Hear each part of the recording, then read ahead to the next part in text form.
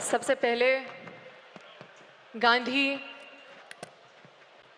और सरदार वल्लभ भाई पटेल की पवित्र भूमि को नमन करते हैं और यहाँ पे ये विशाल अधिवेशन में आए हुए हमारे सम्मानित सभी यहाँ पे लीडर्स और तमाम दूर दराज से आए हुए एक एक व्यक्ति यहाँ पे हमारे परिवार के सदस्य हैं। आप सभी को झारखंडी जोहार करते हैं। साथियों, अन्याय की दास्तां तो हम लोग रोज देख रहे हैं।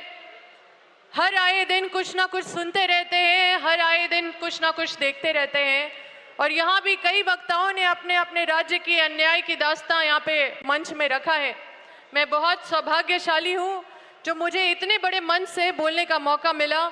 मैं अपने लीडरशिप को, हमारे यूथ आइकन, हमारे लीडर श्री राहुल गांधी जी, हमारे कांग्रेस प्रेसिडेंट मल्लिकार्जुन खड़गे जी जो अभी नहीं हैं, और हमारे मंच में उपस्थित केसी वेणुगोपाल जी और तमाम लीडर जिनको हम लोग फॉलो करते हैं, जो हमारे अभिभावक के मंच में विराजमान हैं, आप सभी को तहे दिल से आभार व्यक्त करते हैं।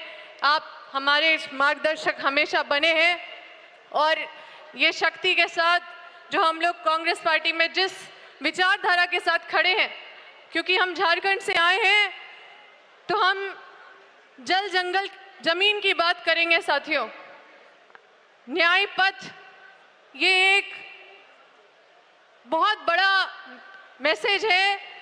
अन्याय सिर्फ लोगों के साथ ही नहीं हो रहा है साथियों, अन्याय उन जंगलों के साथ भी हो रहा है। जमीन भी छीने जा रहे हैं, पंछियां, जानवर सब इधर उधर हो जा रहे हैं और मैं ऐसे झारखंड से आती हूँ जहाँ पे हर आए दिन लोग विस्थापित हो रहे हैं।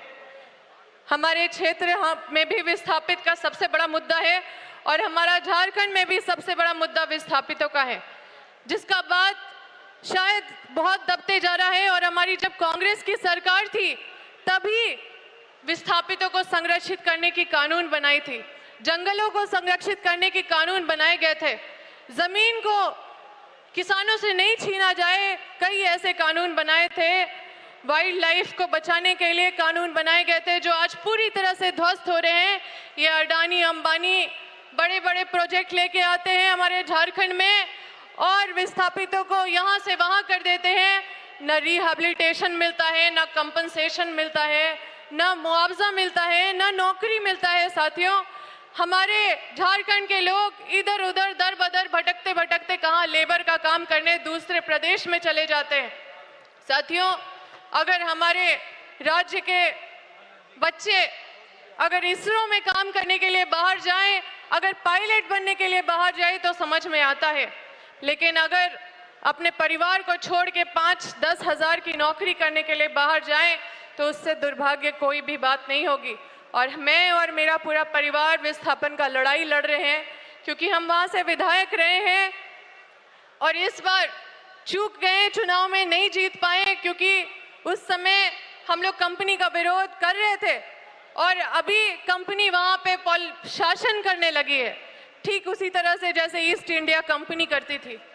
तो साथियों, अन्याय का पैमाना इतना बड़ा है कि हम सबको अपने लीडरशिप के बातों को गंभीरता देने का जरूरत है। ये जल, ये जंगल, ये जमीन, ये हमारा अस्तित्व सबको मिटाया जा रहा है और हमारे क्षेत्र में इतना माइन मिनरल होने के बाद भी पूरे देश में सबसे गरीब राज्य अगर कोई है तो वो झारखंड राज्य है। पूरी तरह से अन्याय का प्रकाष्ठा हम लोग देख रहे हैं साथियों। क्योंकि मंच में मौका मिला बोलने का तो हम सोचे कि अपने झारखंड की भी स्थिति बताएं ताकि आप लोग इस बड़े पैमाने में जो हम लोग न्याय पथ में निकले हैं उसको और मजबूत बनाने के लिए संकल्पित रहें।